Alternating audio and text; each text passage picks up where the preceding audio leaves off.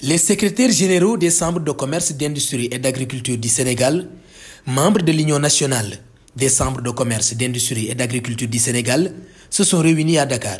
L'objectif principal de cette rencontre est l'élaboration d'un plan stratégique pour l'année 2024 sous la direction de M. Benoît Gaye, secrétaire général par intérim de l'Union. Nous sommes là à Dakar aujourd'hui pour plancher sur un ordre du jour portant sur un certain nombre de points, n'est-ce pas? C'est une réunion convoquée par le secrétaire général de l'Union nationale des chambres de commerce, M. Ahmad Benoît Gaye.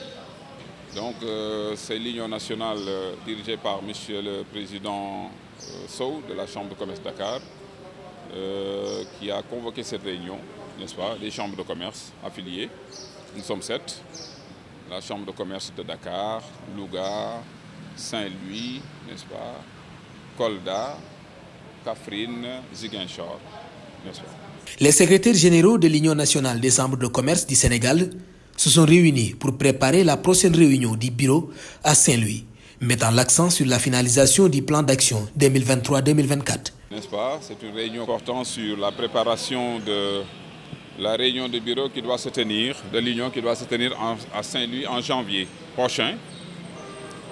Et le deuxième point porte sur la finalisation du plan d'action 2023-2024 de l'Union nationale des chambres de commerce. Il y a un point aussi qui porte sur le marché d'intérêt national de Diamniadio, la revue des représentations de l'Union dans les instances nationales et internationales, la situation de la Chambre de commerce régionale de l'UEMOA et des questions diverses. Les 14 chambres de commerce au Sénégal, agissant en tant qu'instance régionale, se réunissent au sein de l'Union nationale pour représenter, défendre les intérêts du secteur privé et jouer un rôle crucial dans la collecte d'informations économiques, la formation et la gestion des infrastructures. Nous avons 14 chambres de commerce au Sénégal. Dans chaque région, il y a une chambre consulaire qui représente le secteur privé, dont les domaines d'activité sont la représentation et la défense des intérêts des opérateurs économiques et du secteur privé. Il y a aussi un domaine d'activité qui porte sur la collecte et la diffusion de l'information économique, et un autre qui porte sur la formation, n'est-ce pas? Un autre domaine qui porte sur la gestion des infrastructures. Et nous avons une union nationale qui est une instance de représentation, n'est-ce pas? Ce sont les 14 chambres qui se réunissent, qui ont une assemblée et un bureau. Et le président de l'Union, n'est-ce pas, est là pour, n'est-ce pas, recevoir les avis, n'est-ce pas, recevoir les consultations, n'est-ce pas. Il y a une mission d'émettre des avis sur les consultations de l'État, etc., n'est-ce pas. Donc c'est une mission de représentation. L'Union a une mission de représentation. Ce n'est pas une 15e chambre, n'est-ce pas.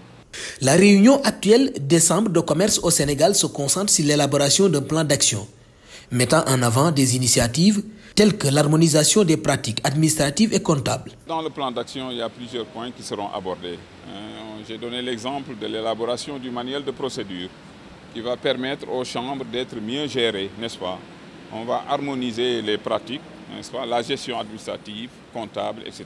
C'est important pour les chambres de commerce qui sont les cadres fédérateurs des organisations professionnelles et qui représentent le secteur privé depuis la période coloniale. C'est l'objet de notre réunion d'aujourd'hui. On va réfléchir sur un certain nombre de points qu'il faudra proposer aux décideurs, aux présidents qui seront chargés de l'appliquer. La mission des chambres de commerce, c'est, n'est-ce pas, de promouvoir l'animation économique qui permet aux régions de s'épanouir, n'est-ce pas, au secteur privé de mieux s'épanouir.